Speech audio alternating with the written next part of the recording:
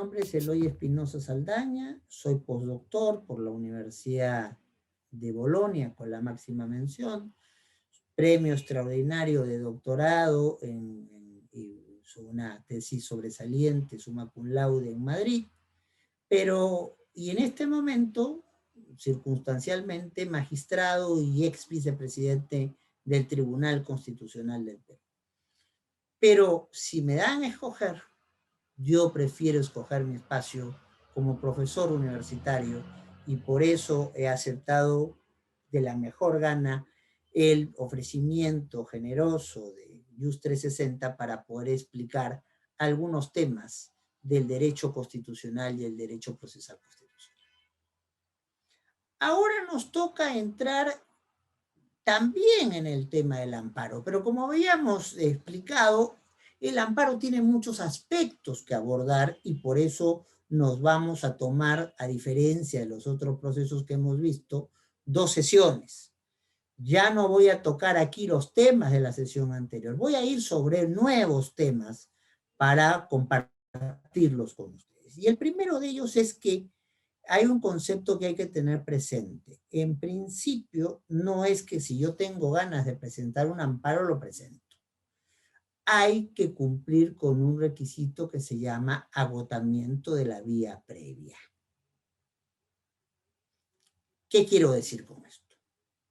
Si, por ejemplo, yo estoy en una entidad, entonces, y se alega que estoy trabajando mal y se me despide, en realidad, para yo poder presentar el amparo, tengo que agotar toda la vía administrativa dentro de esa entidad que justifique que mi despido ha sido un despido indebido. O, por ejemplo, yo soy ya pensionista, quiero entonces que me den mi pensión, entonces sea por edad o por invalidez, no puedo ir de frente al amparo, tengo que ir al organismo de normalización previsional para que me den mi pensión, entonces pedir que me den mi pensión y solo si ahí no me la dan, entonces iré a plantear un proceso de amparo. Hay entonces lo que se llama el concepto de vía previa, de trámites, procedimientos que tenemos que plantear antes de ir a la interposición de un amparo. Y esos trámites son administrativos, como los 2 ejemplos que he puesto, pero también pueden ser corporativos entre particulares. Si yo soy socio de un club y de repente me llega una notificación diciendo, ¿sabe qué cosa? Ya no lo queremos en el club, a partir de mañana no se le va a dejar entrar, no estoy dando ideas, pero si se planteara esa situación, yo lo que tengo es que agotar la vía previa de los procedimientos internos en el club para comprobar mi verdad y por qué se me ha separado indebidamente. Entonces, hay vía previa administrativa y vía previa corporativa entre particulares. ¿En todos los casos se puede exigir la vía, tiene que exigir la vía previa? No. El Código Procesal Constitucional, en el artículo, si mal no recuerdo, 46, establece como proceso de urgencia que es, qué situaciones de suma urgencia no me van a obligar a agotar una vía previa. No me van a obligar con un requisito para ir al amparo. Puedo plantearlo directamente. Pero que se entienda que la regla es el agotamiento de la vía previa y la excepción está determinada en la norma que hasta hoy regula el funcionamiento de este proceso, que es el Código Procesal Constitucional. Pueden plantearse excepciones en un proceso de amparo, por ejemplo.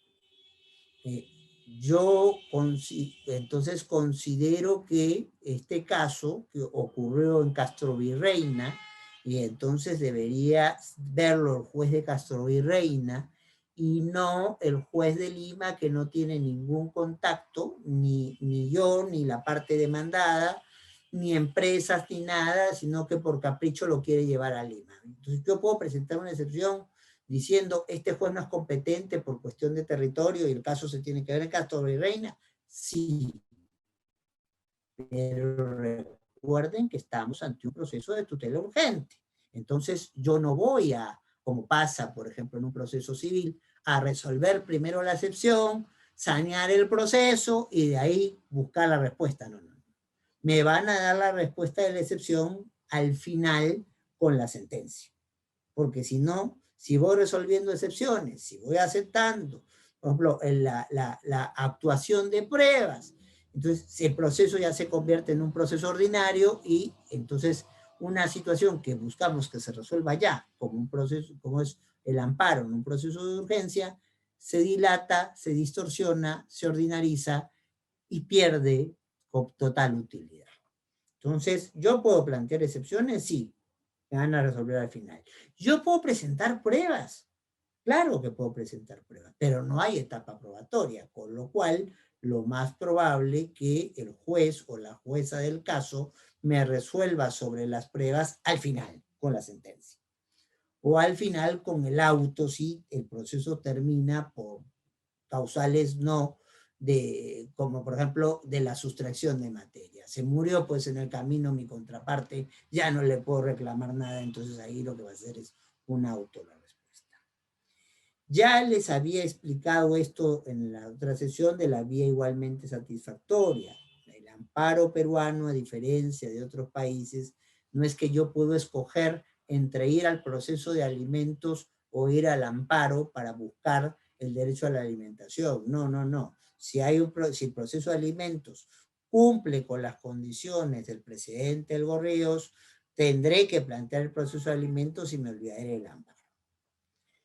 Hay algunas situaciones para ya irnos encuadrando que conviene comentar en el tema del amparo. Primero, ¿cabe el amparo contra normas?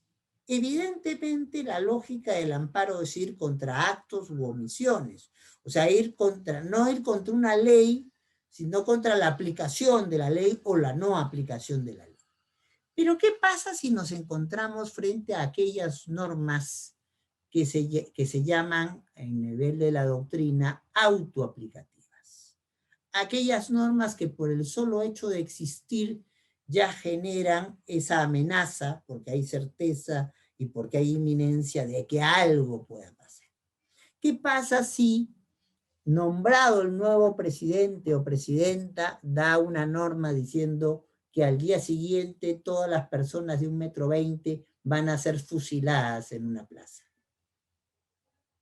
No estoy proponiéndolo, estoy poniéndolo como un ejemplo grueso. Esa norma es una típica norma autoaplicativa, no requiere ningún reglamento para poder materializarse, requiere que llegue el día siguiente. Entonces, en esos casos, ¿yo puedo plantear un amparo? Sí, puedo plantear un amparo contra la norma, porque la sola existencia de la norma autoaplicativa ya significa una amenaza a mis derechos. Otro caso, digo, mañana yo voy a hacer una reforma agraria, entonces cualquiera que tenga una chacrita de más de 2 hectáreas se la quitamos. Pues ahí no necesito ningún reglamento, ahí sé que mañana van a venir por mi chacra. Entonces, ¿qué es lo que voy a plantear? Es un amparo contra la norma que me estaría quitando la chacra, pero porque la norma no requiere reglamento, actuación de alguna autoridad posterior para delimitar sus alcances. Por eso es una norma autoaplicativa. La propia norma, por el hecho de existir, genera efectos. Y esos efectos son poner en riesgo nuestros derechos. ¿Cabe amparo contra resoluciones judiciales? Sí. En alguna época en el Perú fuimos bastante escépticos en esto. Había una posición de que, muy protegida por judicial obviamente, de que ya estaban resueltos los temas y no había la necesidad de discutir si se habían respetado derechos o no en la resolución judicial emitida. Nuestro Código Procesal Constitucional abrió un poco la puerta y dijo en el artículo 4 que se puede proteger ciertos derechos, más bien de carácter procesal. Habla de la tutela procesal efectiva que involucra al debido proceso, en realidad en sus dos dimensiones, debido proceso formal, debido proceso material. Entonces, no te dejaron presentar una prueba o cometieron una arbitrariedad contigo, o sea, cualquiera de los lados del proceso, y habla la norma de acceso a la justicia, que como todos sabemos es la expresión principal de la tutela judicial efectiva. El poder ir ante un señor o señora que tiene el mandato estatal de poder componer conflictos con carácter de cosa juzgada. Le llamamos juez o jueza normalmente esos señores. Ahora, ¿qué pasó en el Perú? La jurisprudencia del tribunal ha ido más allá. A partir de un caso, el caso Apolonia Colca. La señora Apolonia Colca es una señora que compra un carrito. Ahora, lo que no sabe la señora Colca es que ese carrito fue utilizado para cometer un delito. Entonces, el juez penal, ¿qué hace? Lo que hace todo juez penal cuando está investigando un delito. ¿Ese fue el carro que usaron para el delito? Sí. Bueno, vamos a retener el auto. Y la señora Colca decía, ¿y qué? Yo no tengo nada que ver, yo compré de buena fe. En ninguna parte yo tenía cómo adivinar que este carro lo habían usado por un delito. Eso no aparece en ningún registro, en ningún nada. Entonces, la señora Colca quiere plantear un proceso. El proceso que plantea es para que le digan un debido proceso sustantivo o material. ¿Han cometido una arbitrariedad contra usted, señora Colca? ¿Lo sentimos? ¿O lo que quiere la señora Colca es que le devuelvan el carro? No quiere la señora Colca es que le devuelvan el carro. Entonces, la jurisprudencia del tribunal ha abierto la posibilidad de defender todos los otros derechos fundamentales que no se defienden por habeas corpus, no se defienden por habeas data, pero que hayan sido violados en una resolución judicial, defenderlos. Es más, no importa si donde se han violado los derechos es una sentencia de amparo. En el Perú existe el amparo contra amparo. ¿Por qué? Porque puede amparo, puede también equivocarse o la jueza de amparo y violar derechos fundamentales. ¿Hay medidas cautelares en el amparo peruano? Sí, pero no las suficientes. Está pensado más en unas medidas de no innovar, o sea, no toquemos las cosas como están. Si tú perdiste el carro, al final del proceso veremos si tú eras el propietario del carro o no. A veces se usan medidas innovativas y la jurisprudencia, no la norma, ha establecido incluso que en casos de amenaza pueda utilizarse medidas cautelares previas. O sea, si yo veo que ahí está en riesgo mi propiedad, bueno, que el juez se asegure de poner un destacamento policial que haga un cerco para que no se vayan no esperar a que se metan a mi terreno para que recién reclamen y recién me planteen una medida cautelar. Y para ir terminando, la ejecución de la sentencia de amparo. En principio, la sentencia de amparo como proceso de tutela urgente, quiero respuesta rápida, tiene ejecución de carácter inmediato. O sea, se publica la sentencia y desde el día siguiente hay la obligación de las autoridades públicas y privadas de algún sitio de cumplir los efectos de la sentencia. Pero ¿qué pasa cuando los efectos de la sentencia pueden ser irreversibles? Me explico con un ejemplo. Mario y yo estamos en un amparo, o entonces por la tenencia de un auto. En primera instancia gano. Y claro, de repente con el auto me desaparezco, me voy a otro país y resulta que en segunda instancia, cuando apela, Mario gana, pero el auto ya no está. O sea, es una victoria, es un saludo a la bandera la victoria. Entonces, ¿qué es lo que ha hecho la jurisprudencia sin negar que la ejecución es ejecución inmediata? Poner algunos paños fríos frente a la irreversibilidad. Entonces, si estamos en el ejemplo que he puesto, a mí me han dado un auto en primera instancia que de repente no me va a corresponder, lo que debe hacer un juez diligente o una jueza diligente de amparo es un acto de notación a registros. ¿Hay o no un registro de la propiedad vehicular, ahí, así como hay registro de la propiedad inmueble, etcétera, etcétera. Entonces, ¿qué pasa? Sí, pues, Espinosa Saldaña se lleva el auto, pero Espinosa Saldaña está teniendo un litigio que todavía no ha terminado con Reyes. Entonces hay una anotación en el registro. Y puesto que es importante, entonces nadie puede decir, yo le compré de buena fe.